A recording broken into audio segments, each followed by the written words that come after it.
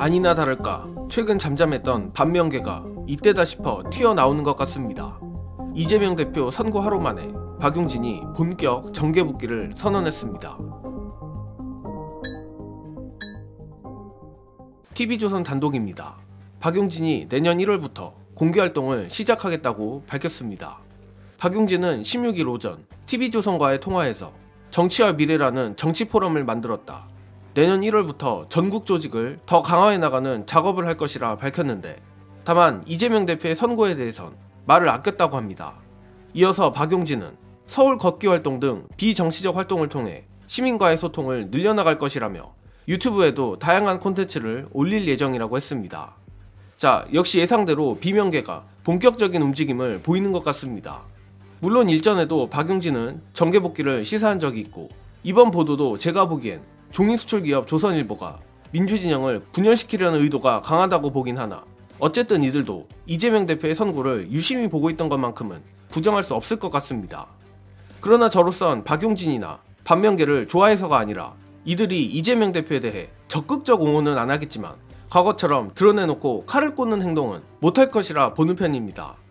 일단 이번 보도에서 박용진이 이재명 대표의 선고에 대해서 말을 아낀 것도 아낀 것이지만, 가장 큰 이유는 현재 민주진보 지지층을 비롯해 중도층의 이재명 대표에 대한 지지가 워낙에 압도적이며, 또 하나는 현재 검찰과 사법부, 저 법조 카르텔이 오히려 비명계들이 설 자리를 뺏고 있기 때문입니다.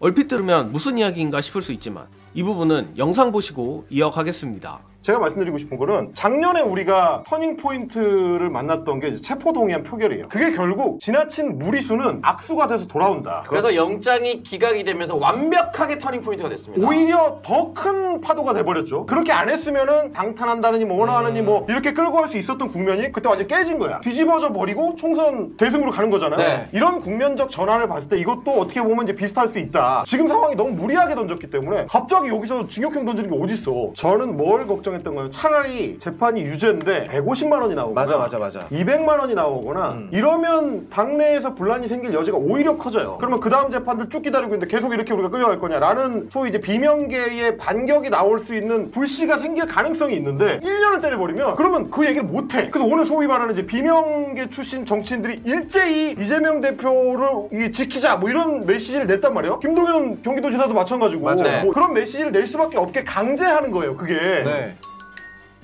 현재 외로운 미래에 잊혀진 정치인 전병헌류의 사람들이야 열심히 용산 및 국민의힘과 보조를 맞추고 있지만, 적어도 민주당에서 정치를 계속하려는 사람들은 저 법조 카르텔의 농간에 맞장구를 쳐줄래야 쳐줄 수 없다고 봅니다. 영상에도 나왔듯이 이번 선고가 사람들의 예상 허용 범위 안에 있었다면 우리 진영 내에서 지지고 볶고 내분이 있을 수도 있겠지만, 터무니가 없어도 너무 없는 판결이 나와버리니 비명계들도 어떻게 해볼 건덕지가 없는 것입니다. 또한 제가 비명계라도 지금 시점에선 이재명 대표를 향해 또 내부 총질을 하는 것이 아닌 다른 쪽으로 생존을 도모할 것 같은데, 그 소재는 역시 김건희라고 생각합니다. 끝으로 비명계의 공간마저 좁혀버린 법조 카르텔이 최악의 선택을 해버린 이유 공유드리며 이번 영상은 여기까지 하겠습니다. 시청해주신 여러분 감사합니다. 그러니까 이거 무리수를 던지면 거기에 맞춰서 반작용이 올 수밖에 없어. 네. 그럼 중도층 입장에서 봤을 때도 이재명 재판이 그냥 벌금 150이 나왔어. 에이그 그럴 줄 알았. 이렇게 가는 게 아니고, 야 이거 좀 너무한 거 아니야? 그러면 뭐 이거 김건희는 뭐 어떻게 된 거야? 그렇지. 빽받은 게 영상이 있는데 거기는 무혐의 처리해놓고 이 사람은 말 잘못했다고 징역을 줘? 아니 이거 너무 무리하잖아 라는 얘기가 나오는 거예요. 네. 오늘 뭐 저하고 만났던 모 정치평론가 같은 경우도 그분도 친명이랑은 거리가 상당히 먼 사람인데 네. 한탄을 하는 거야. 아니, 이렇게 때려버리면 우리 같은 사람이 어디 가서 공정한 재판이라고 말할 수가 없게 된다. 말할 수가 그렇죠. 없죠. 차라리 벌금 150, 200이 나오면 그거에 대해서는 다 터벌 요지가 있으니까 말을 걸칠 수가 있는데, 징역을 해버리면 우리 뭐 어떡하라는 거냐. 비명인 사람들도 그런 얘기를 할 수밖에 없는 국면이야. 김혜경 여사 10만 4천 원 가지고도 바로 벌금이 나왔을 때 300만 원짜리 백은 500만 원짜리 현찰은 바로 나오지 않았습니까? 그렇죠. 근데 연달아서 하루 뒤에 곧바로 이런 판결이 나왔다면 국민들 입장에서도 이상하다고 생각할 수밖에 없는 것이고, 우리가 더 똘똘 뭉칠 수밖에 없는 계기가 될 수밖에 없다.